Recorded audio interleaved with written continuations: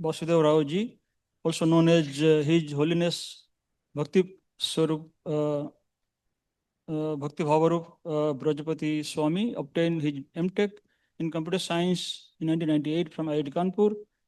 After a brief tenure of working as a software professional, he decided to significantly contribute to the science spirituality interface under the able leadership of vision of Dr. D. Singh, the founder director of Bhaktivedanta Institute.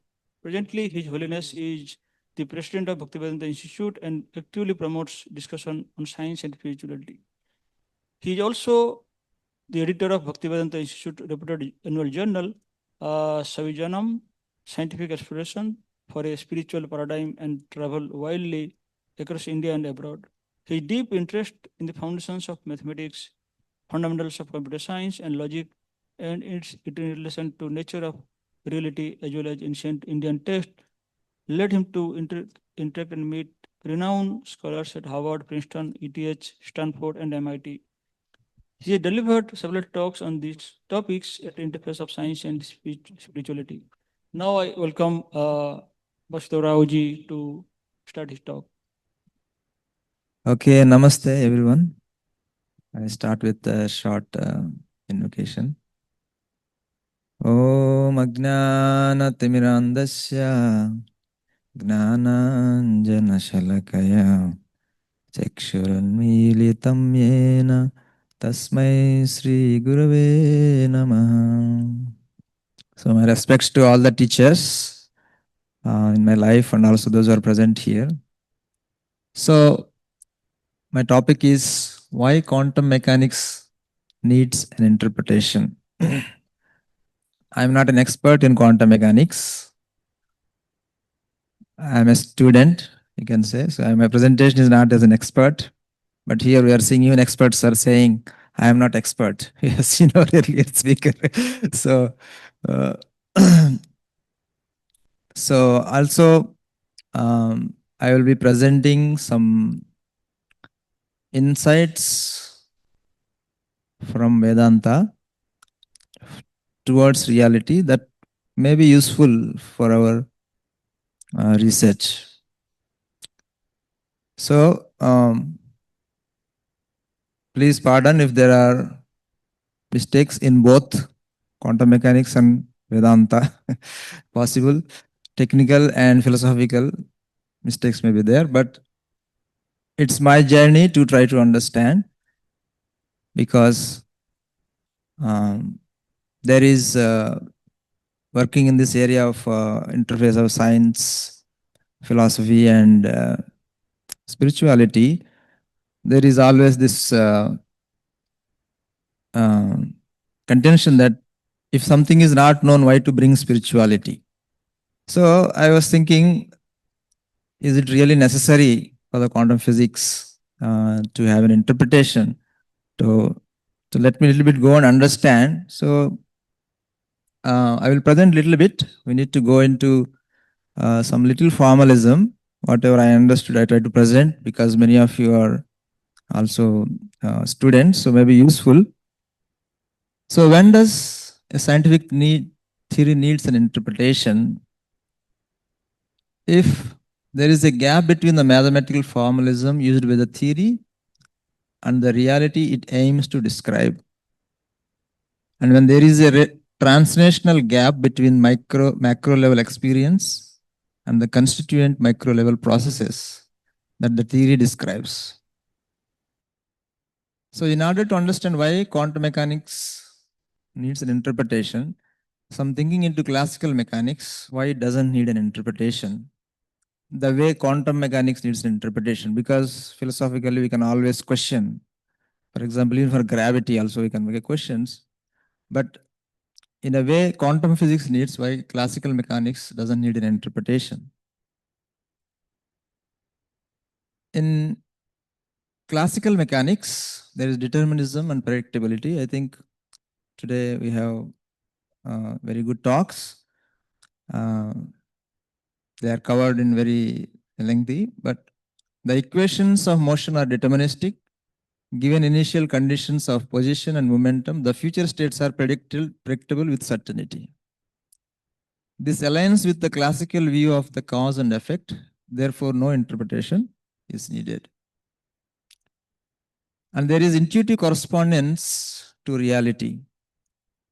Behavior of macroscopic objects are described in terms of mass, position, velocity, and forces, which are directly measurable.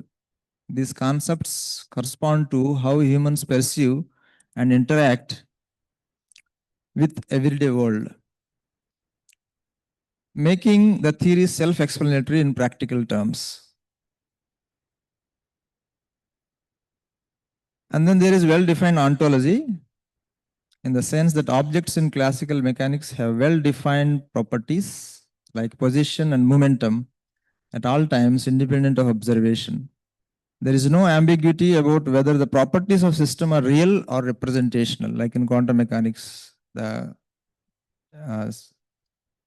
example, the Schrodinger equation, what actually it represents, is it real or it is something else?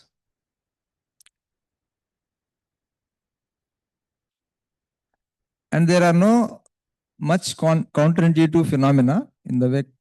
In the classical mechanics, there are no counterintuitive phenomena like those of quantum mechanics, like superposition, entanglement, wave function, etc. There is no need to reconcile the theory with the observed phenomena to explain about the underlying reality. And there is unified framework that classical mechanics provides that works for macroscopic systems, from planetary motion to rigid body dynamics to fluid mechanics. The scope and applicability are clear and do not require debate about fundamental principles.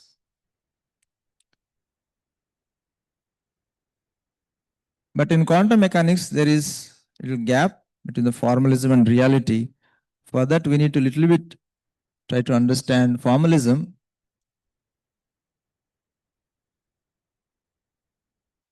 One of the formalisms is the Schrodinger's wave equation, and we should appreciate our founding fathers of quantum physics, that how they struggle to somehow interpret the reality and bring about mathematical formalism. So he started with the classical wave equation,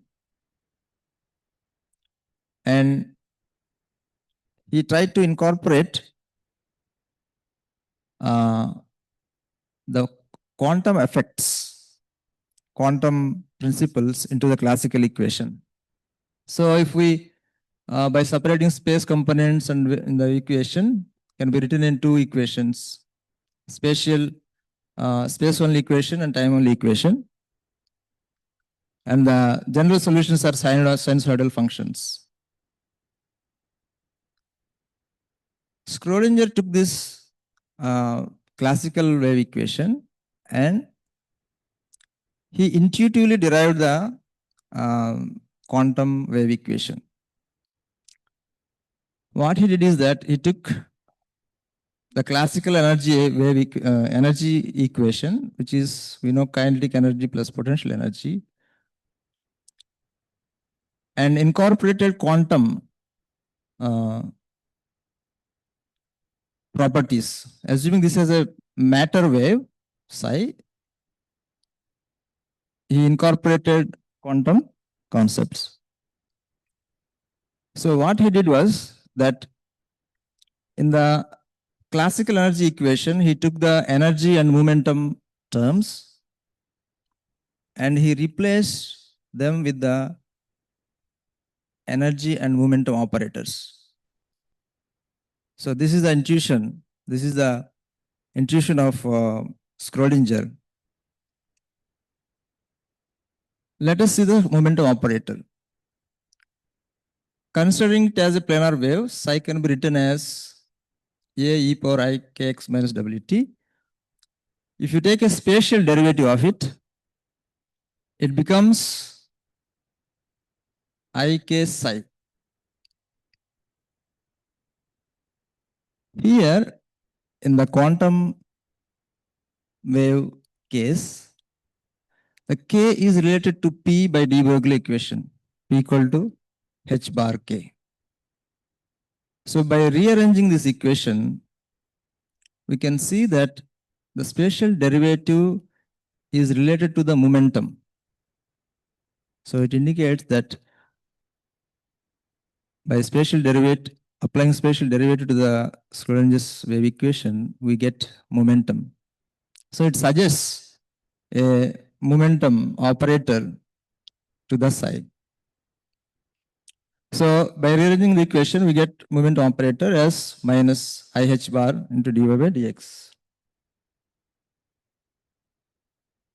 Similarly, if you take the time derivative of the psi, we get minus omega psi. Here again, for the matter wave, energy is related to the frequency because it is both wave and particle representing the both properties. So he takes the classical wave, and in the terms he applies the classical momentum derived from the energy equation equal to h nu. So we can rewrite this equal to h bar omega again. We can rewrite this, the equation. It suggests that time derivative of the psi gives energy. So it suggests an energy operator. Means if you use this operator on the psi, you get energy. So this is something very interesting because if you apply this derivative to the classical wave, you don't get the momentum and energy. There we get the gradient of them. But it is genius of Schrodinger to incorporate the both into this equation. We see that this spatial and time derivatives, they give momentum and energy. So what he does is that he substitutes those operators into the equation which he derived. This is intuitive equation, intuitively submitting the operators. So he gets the time dependent Schrodinger equation. So this is very wonderful. And the more wonderful is that it works. It models the observations.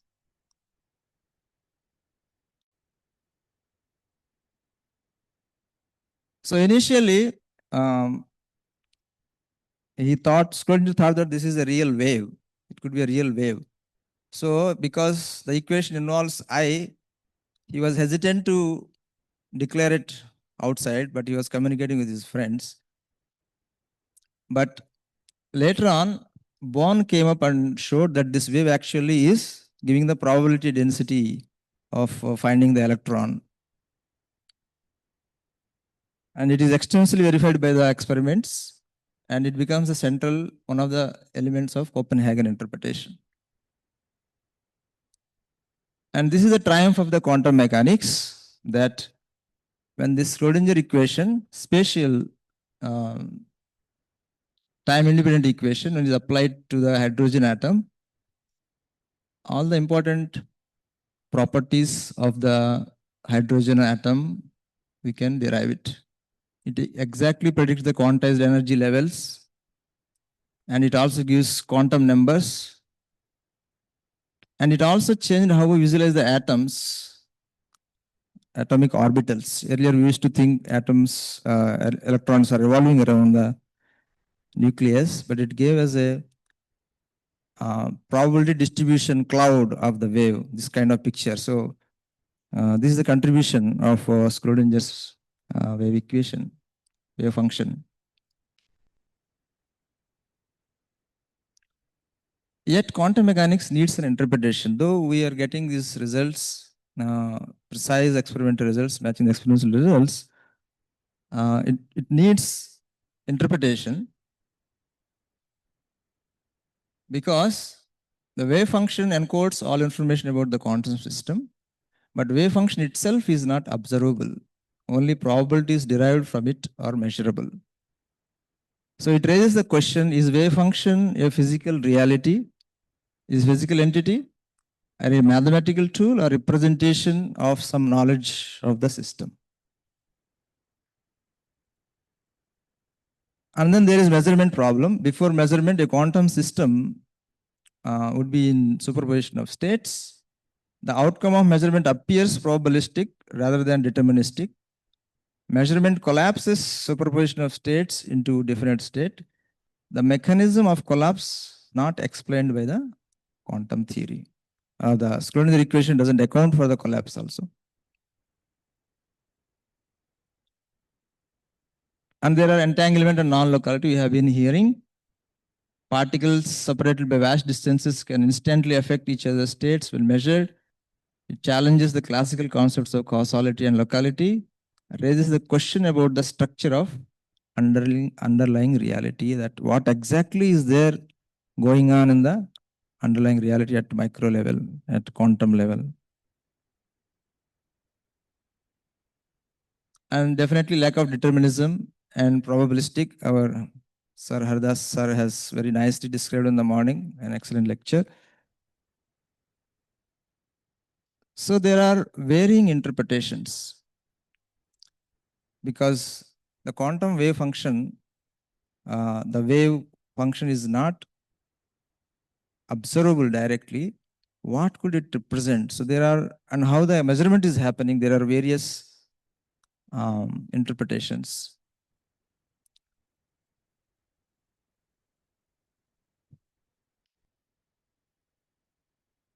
So there is Copenhagen interpretation, famous Copenhagen interpretation. It incorporates complementarity, uncertainty principle, and statistical interpretation of the equation by Born rule.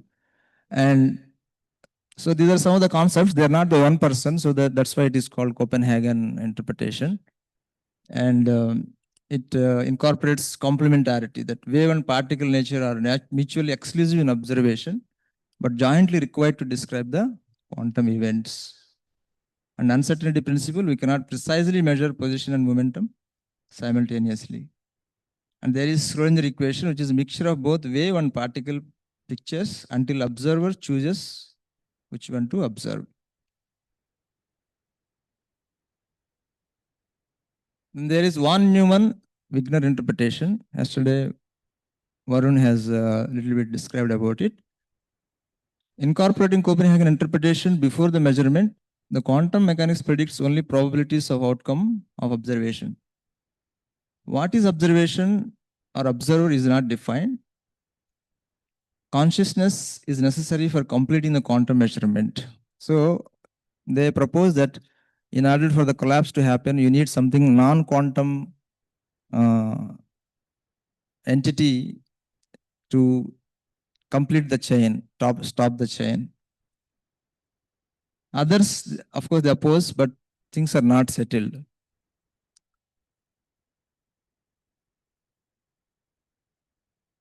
So these have philosophical implication about the nature of reality, what actually is observation.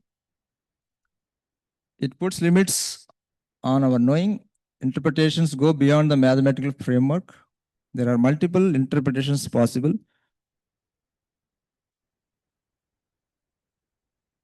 And quantum interpretations have metaphysical assumptions.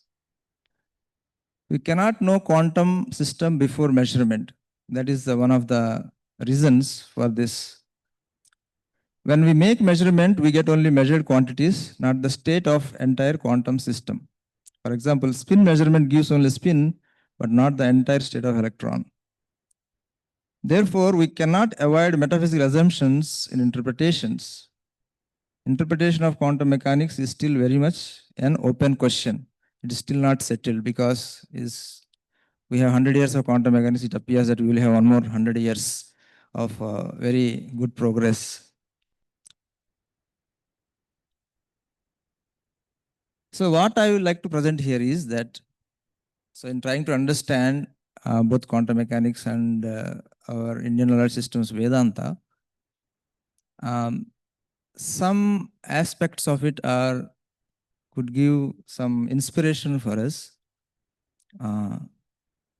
in formulating or in doing our research or trying to incorporate or model something, some fundamental aspects of reality.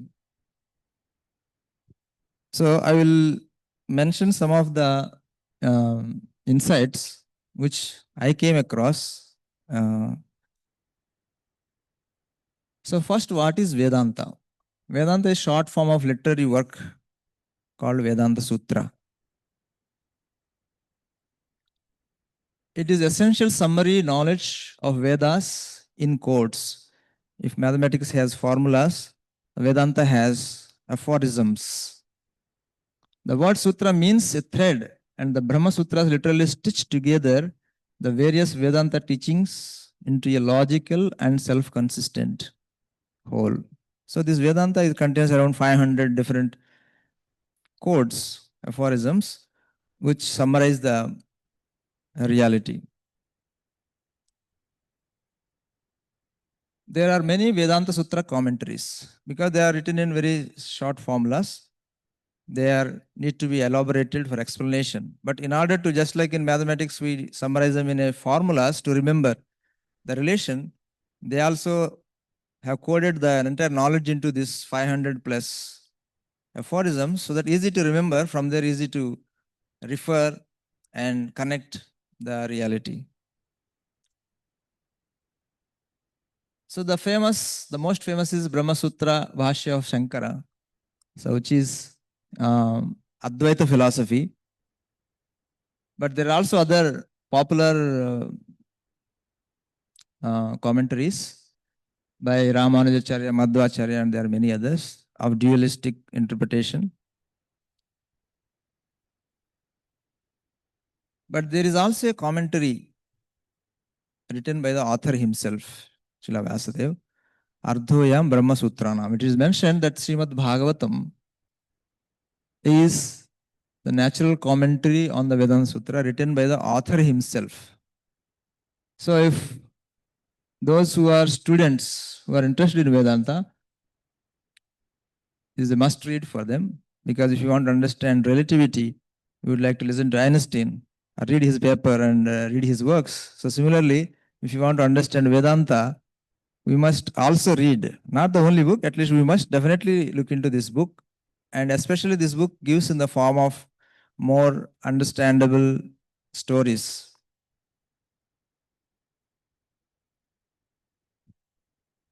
So it has some insights for fundamental forces and particles. Just like we have a fundamental force is associated with a carrier particle,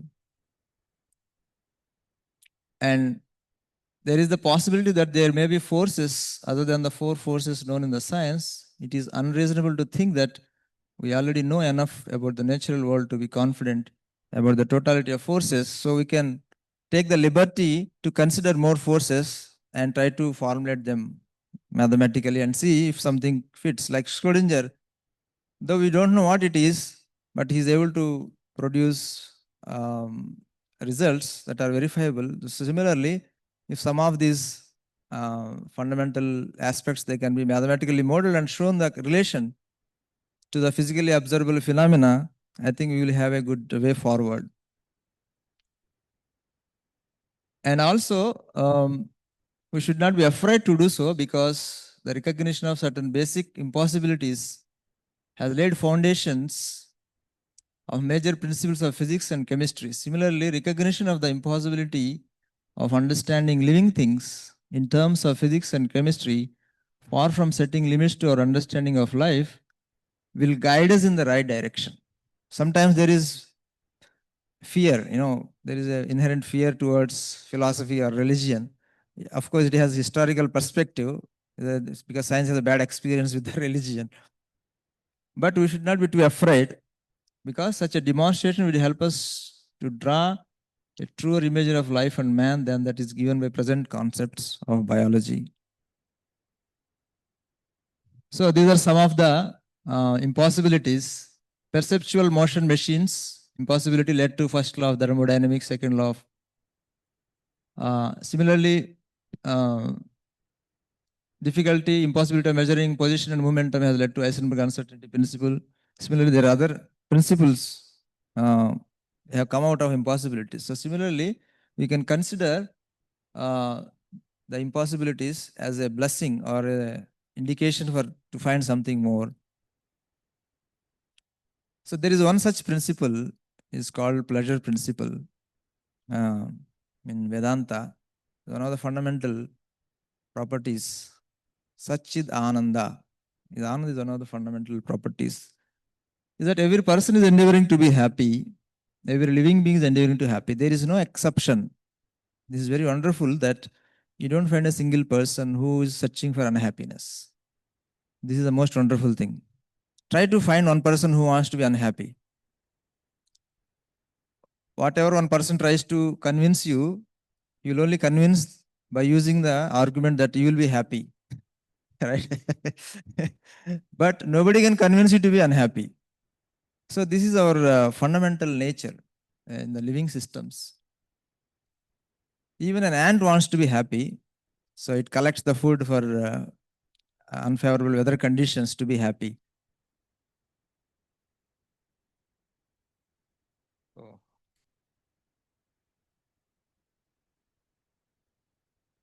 So, sorry, something has happened. Okay, therefore, happiness is fundamental in the living systems. Therefore, there must be a fundamental particle that is responsible for this property. So, this is called as spiriton or atma. So, this is one of the just postulates or proposals. No, just thinking that we can observe this happiness. We don't find anybody is unhappy. That means it's very fundamental about this being happy in us.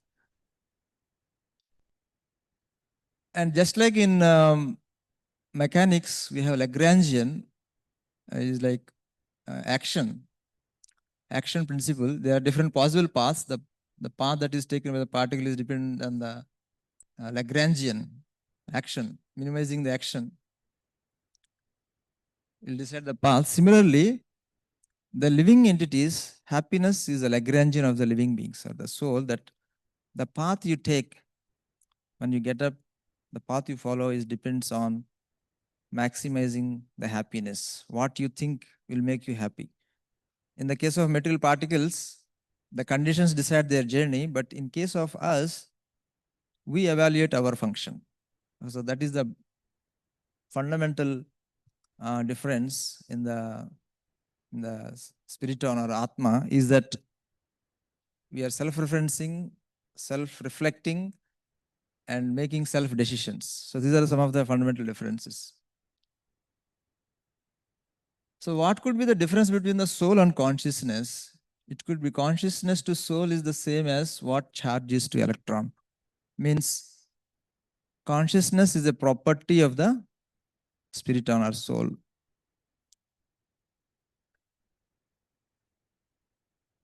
What proof of consciousness is there? Generally, we sometimes try to ask, but consciousness is a proof of itself. Because what could be more self-evident to the self than the self itself? It is only through the immediate dictate of our consciousness that we know that this world exists. In fact, consciousness is the proof of everything else. Means it is using our consciousness that we validate that something exists outside. So therefore, it is the same consciousness that also validates existence of the consciousness, at least our consciousness. The soul has certain properties. If you read Gita, in the second chapter, they are extensively mentioned. So it's like one of the things is najayate na muryate, is never created and never destroys. And it has similar to our conservation of energy. So soul is always conserved. Soul cannot be measured. There is given some places, some indication, but it is also given hint that it is beyond measurement, beyond any size. It cannot be measured. Soul cannot be cut. Nainam chindanti shastrani. So it cannot also be fused. So how do we understand it? In the quantum reference, the energy in the quantum, for example, electron is there, it can absorb 2 packets by jumping into different energy levels and release both the packets as one by jumping back to the first one. So there is synthesis of energy, but in the case of the soul, you cannot synthesize the 2 souls into one. These are Aja, Nitya, Shashvata. These 3 words are used. So these are some of the insights. And it cannot be measured. It is because it is fundamentally different. It is like measuring time with a scale or measuring distance with a clock without the other. So what it gives hint is that consciousness transcends matter. How it transcends? We can take an example of this video game that we interact with the simulated world through the character in the game, but we ourselves are not part of the game. So what that means is that we are transcendental to the game, but yet we have a means to interact with the game. So similarly, in this world, consciousness interacts through our body, but at the same time, the consciousness is transcendental. But like Schrodinger, because it is constantly interacting, like Schrodinger's formalism could give results. Similarly, it is possible to mathematically formulate about consciousness and see its results, effects in this physical world. Similarly, just like the simulated game exists in the screen, the space, the small space, which exists outside in a bigger space. So similarly, this world could exist in another absolute space. This exactly the Srimad Bhagavatam, it mentions that there is an absolute world, there is absolute space, in which this part is the physical world. In this space, the physical world is, you can say, simulated. The example are created, annihilated. So innumerable universes are there here.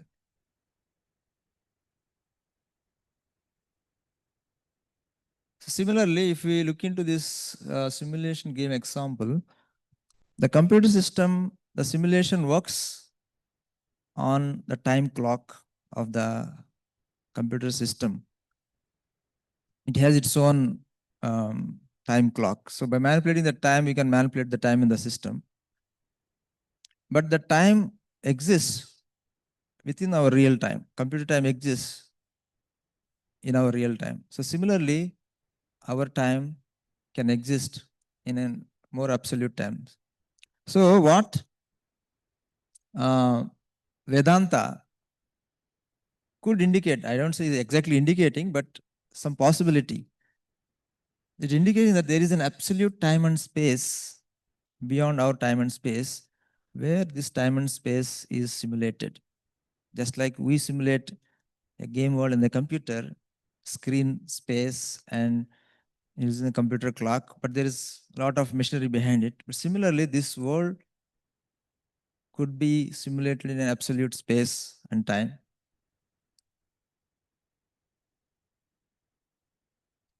The Vedanta also gives details about how fundamental elements were created. So we have talked about this universe being simulated here. So the process, how this is created, how the fundamental elements are created is also given. But there is no direct relation to the fundamental particles that we know. So therefore, there is a lot of work to be able to relate the both elements, but also to draw inspiration that there are more elements. For example, the ego, how this is created is that there is a initial potential energy of matter. Material energy exists in the form of a potential energy. So it transforms into ego, and ego to intellect, intellect to mind, mind to space, space to air, air to fire, fire to water, water to earth. These are not the water, earth we see, these are fundamental elements named. By the intention and observation of the superconsciousness. When this potential energy turns to these fundamental elements, it is mentioned that the superconsciousness or God is glancing upon it, then only the fluctuations start in that. So therefore, it suggests the role of consciousness in manifesting matter from subtle to gross forms. So it's an indication, it's not a proof, but we can come up with some mathematical models and try to see if some possibilities are there. In the Vedanta, there are Panchabhutas we have heard. These are the gross elements. The fundamental elements which we see, for me it appears they cover these 5 Panchabhutas category. So what we have is that this is where our periodic table could fit. But what it means is that there are more fundamental particles to be found here, here, here. This is we ourselves.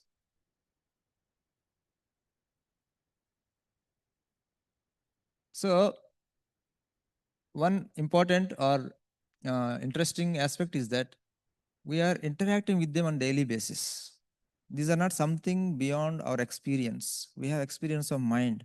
We have experience of our intellect.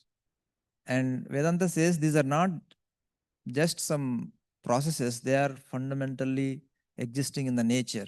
Just like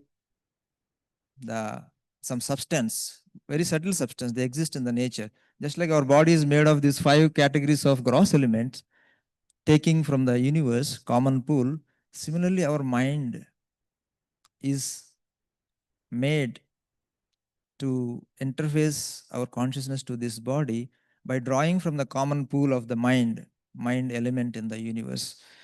And one more interesting point is that the mind, intellect, and ego is related to the identity, how we identify module in ourselves.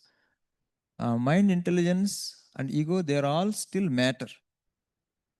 There is a difference is that mind is matter. Mind is not consciousness. It is a tool that helps us to think or polarize our thinking. So I have other lectures to give details about what could be the functions, practical functions.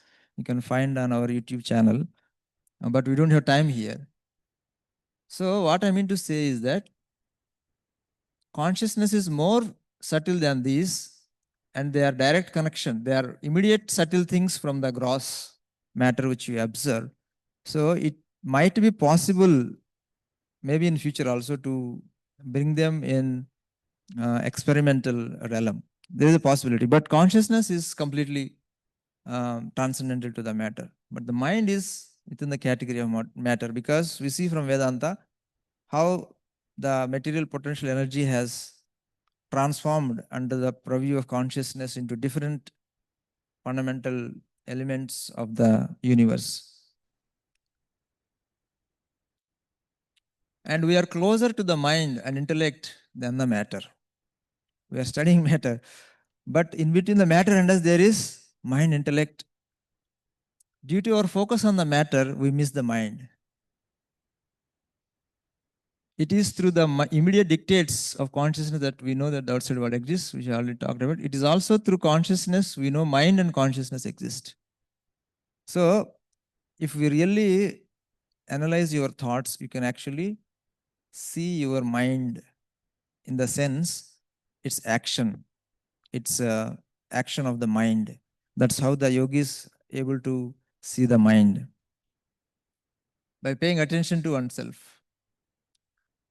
5 minutes. Then Heisenberg was very perplexed that why at all there is uncertainty in this universe. What could be the reason? Why you cannot probe? Of course, it's not a scientific question. It will be more philosophically why it is, the reality is so. So from Vedanta, there are some inspirations what it could be, that Uncertainty is God's way of encrypting reality to prevent tampering of reality from unauthorized access. Right? For example, you have a mobile phone. We can use it, but how much you can tap into there is a limit to it. It depends on how much the manufacturer of this mobile reveals to us. Some part of it is encrypted because they don't want to reveal to us. Or when you use the mobile phone, the mobile network, there is a limit how much we can use the network. We cannot intrude into beyond certain, we encrypt this. So similarly, God could be encrypting reality to stop unauthorized access. We can use light, you can use light to see things, but we are not entitled to see the life itself. It's very wonderful that you are using light to see everything, but you cannot see the light itself at the very micro level. It is the God's way to reserve his right to being observed by others, also to remain anonymous as an anonymous operator.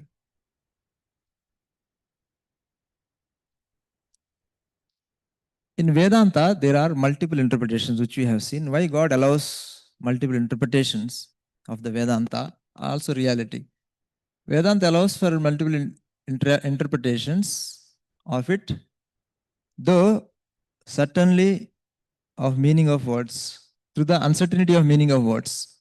Because in Sanskrit, you can have different meanings to the word. So there is an uncertainty, what could be the meaning, and you have that freedom when you are reading to accommodate the individual preferences of reality and transcendence. So God is not an imposing personality, both physically and psychologically. So because he loves us, he allows us to have our physical freedom, mental freedom, psychological and intellectual freedom.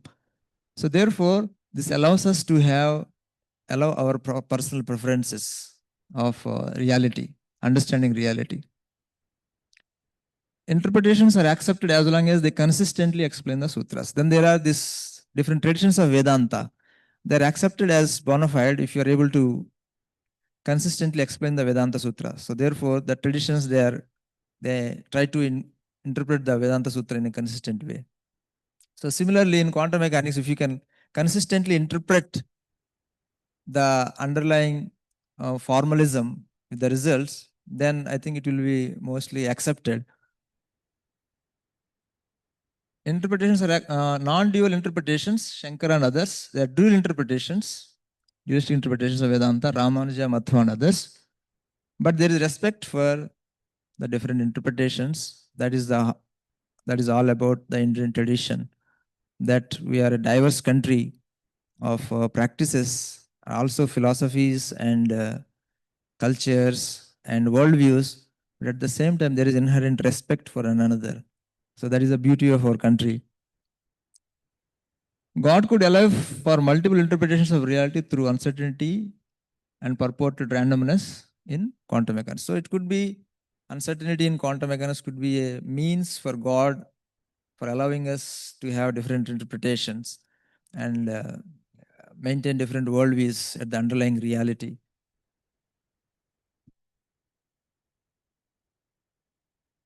And there are multiple interpretations of the Brahman itself also. Some interpret Brahman is defined in the first aphorism as that which from everything emanates. So there are different interpretations of the Brahman also. Some interpret Brahman as Pradhan, the initial potential energy, because the all world is coming here. And some interpret as a consciousness.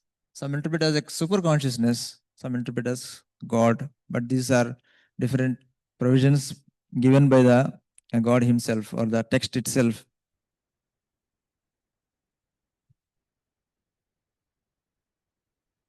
Okay, so I will stop here.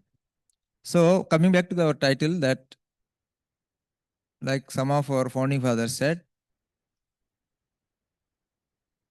one way is to just worry about what we observe. Don't worry about what is happening inside. Right? So that is one way. But another way is just try to understand what is happening inside as much as possible. We don't know how much we will be successful. But a curious mind always wants to know what is going on, what is ultimate reality and ultimate fabric of reality in which we live. And so it calls for interpretations. And in our ancient Indian practices, our rishis, they are more interested to transcend the matter, not to control the matter. They're interested in how to detach from matter, not how to use it. So therefore, they are not aware of all the details. They cannot also know all the details because there is a super user who can only know how much we are allowed to know. Thank you very much for your attention, and pardon for any technical and philosophical mistakes. I'm trying to, it's very difficult to try to relate, because in order to really feel the quantum mechanics, we need to understand a little bit formalism, trying to do that humble effort. Thank you for the opportunity given for this. So, thank you for your very lucid, presentation connecting foundation of quantum mechanics to consciousness and super consciousness and all the, Indian knowledge system. So, really nice to hear that. So now it is open to a few questions. Thank you so much for an igniting lecture. I'm Commander Vivek Yadav. I'm Joint Director at CTAC Patna.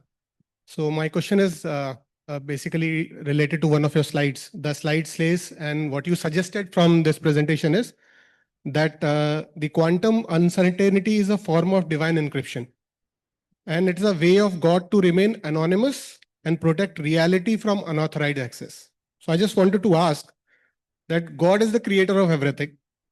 What purpose does this encryption is solving, and who or what is he protecting reality from?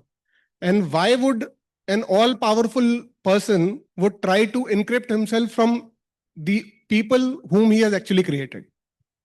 I think very good question. First part is that there are always unscrupulous people, right? Using the access to reality on others. Of course, even now we have that going on at a gross level also, where we have access to the more resources, we use it on the others. But at the level of reality, it will get more power. And so God makes some barrier there to encrypt it, not to use the reality against others, because we have this tendency to use our inventions, right? All the scientific inventions, we have both good use and bad use. So probably to gain access into that realm of reality, maybe we may really destroy. Now we have nuclear weapons. There is a danger that we may destroy, but when we have access to that kind of realm of reality, there could be misuse of it. And also we may not need it. Like we are using this mobile, I need to know to some extent. The person who is manufacturing it, providing me this mobile, he needs to know. So therefore the demigods, who are higher beings, they have more access to the reality. Like Agnidev, maybe he has more access to this, how this functions, than more than what we humans can access it. But the Lord himself has, either being a super user, he has all the knowledge of everything. That is called omniscience. But all other beings, they have some limit at some point. It can also may not fit to our level of consciousness to absorb so much information and so much knowledge about the universe. Number one. Number two, what is your question? Why God wants to remain anonymous? God wants to remain anonymous because this is a place where those to allow our worldviews, those who want to think God, they can think that their God exists and live it peacefully. And those who want to think that God doesn't exist or don't like God to exist, they can also live very peacefully, because God, being a loving person, he accommodates our different preferences. But those who are interested in him, he has a process where he can be accessed. But if one remain on the empirical method of understanding the reality and not interested in this, he can peacefully live with that and be happy, because this world is made for the living beings to be happy here. That indicates that there is a possibility of God not existing also should be accommodated in the universe for the people who want to live without God or concept of God. I think that could be one of the reasons. When we say experience, so from the classical mechanics point of view and quantum mechanics, what would be the difference for the experience to demonstrate or explain it? So, first of all, we are having experiences on the classical level only. Quantum level, we are trying to understand what actually this formalism represents. So we cannot actually observe the quantum realm. Okay. We can only observe and experience the classical realm. Can I put it another way? So when we say there are some people who are enlightened, who have Okay. realized people, in that context, I must. Oh, in that context. You see, realizing means that to even understand that there is such a thing called mind. Realization has different levels. One level of realization is that to understand that there is something called mind within us. This is also a realization. Many of us working as if the mind doesn't exist. Right? So there are different levels of realization. So the realization that the practitioners are mostly interested is to recognize the existence of it and to not entangle with this. Not entangled by the mind, because mind has certain demands, mind has certain way it develops, depends on how you have grown up, right? The way you use the vehicle, it behaves in a certain way. Similarly, the way we use our mind from the childhood, it behaves in a certain way. So therefore, by identifying the actions of mind different from the actions of my conscious intention, by differentiating the intention of the mind or the force of the mind and my conscious intention, I can stay away from the demands of mind. Distinguishing myself from the mind, I can stay away from the mind's actions, which are not beneficial for me. So the realization in that sense is to recognize our mental faculty and to understand its behavioral nature and try to protect ourselves from that behavior not affecting our conducting of our life in day-to-day life. So that is the way of realization, because the yogi's purpose is to detach from the body and the mind and ultimately remain on the spiritual level. So for that, one has to control the mind's demands. Some you have to accept, some you have to detach. For that, you need to distinguish from yourself. So that is the kind of realization that yogis have. Then they see their self different from the mind. Then they can also see that if you're able to see them, if you're able to see yourself different from the mind, you will be also able to see yourself different from the, you can also able to see the super consciousness. That's what it says Bhagavad Gita. Those who have controlled the mind not in the level we control the particles of mind. In a behavioral level, if you're able to come to the level of controlling the mind, and the super soul is reached, means you can begin to realize God or experience God or recognize His existence. For that, one needs to at least come to the level of mind control. That's what the Gita says. For one who has controlled the mind, super soul has achieved. Means you can, is immediate, you can see it. Just the barrier you have to cross to see the super soul, because he's guiding us, giving us scientific ideas, insights. Sometimes we get new idea. Where is it coming? We never think. But some scientists, they think, right? Where have I got? When new idea comes, oh, I got this idea. But where did you get this idea from? So to pay attention to that detail, you need that kind of fine mind, calm mind, stable mind, which is not disturbed by the temptations which make you unstable. So that some scientists are able to see. So that is the kind of realization. If you're able to identify the mind, save yourself from its behavior, and then you will be able to see the super soul interacting with you Okay, so in your life. Thank you very much. should one make a distinction between consciousness and soul, or are they one and same thing? Second question is, a single cell living organism may have consciousness, but does it also have a soul which leaves its body upon death? Definitely, consciousness is different from the soul because consciousness is defined as one of the properties of the soul. Sat, Chit, Ananda. Sat is eternity, the soul is eternal. Chit is a consciousness. And Ananda. So consciousness defined as a property of the soul. Soul you can think like a particle which possesses this, like electron possesses the electron charge. The soul possesses consciousness and we cannot separate them. Inseparable, like charge and the electron, you cannot is intrinsic property of the electron, but charge doesn't exist independent of electron. Yeah, a lot of these are the main categories, but consciousness itself has many different categories, like thinking, feeling, willing. These are all acts of consciousness.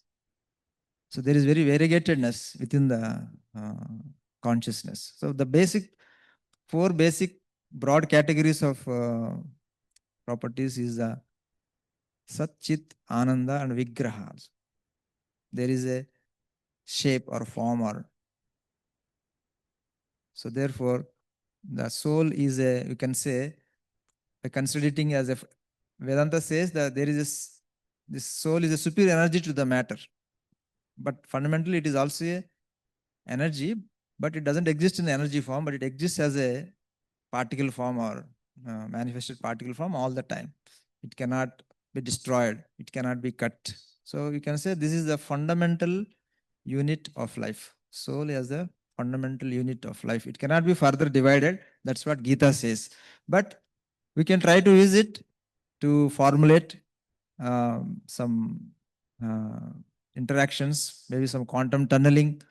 If we incorporate some quantum tunneling of energy between soul and the matter, maybe mind-body problem, maybe is possible, maybe in future. Thank you very much. So if you allow me, I can make a small comment here. To me, soul is nothing but a kind of quantum information. Actually, I gave a talk last year in this summer school in Haridwar. So if you believe that quantum mechanics is applicable not only to inanimate object, but also to living object.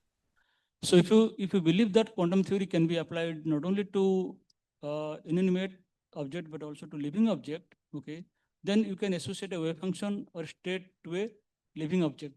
And then I have already proved that you can never be able to destroy the wave function. So there is something called no-heading theorem that I have. And the no-heading theorem already proves that if something happens to a body, or say, could be physical body, could be any living body, anything, and the living body gets destroyed, okay, then the wave function simply gets transferred from that body to another body, okay, that already I have proved. Now, if you apply this no-heading theorem to living object, then the wave function of the whole entity will get transferred from this body to something else, okay. And to me, it seems to me, if that wave function nothing but a soul, so you can neither create nor destroy. It simply gets moved from one body to another body. But if you want to know more, you have to watch my lecture last year.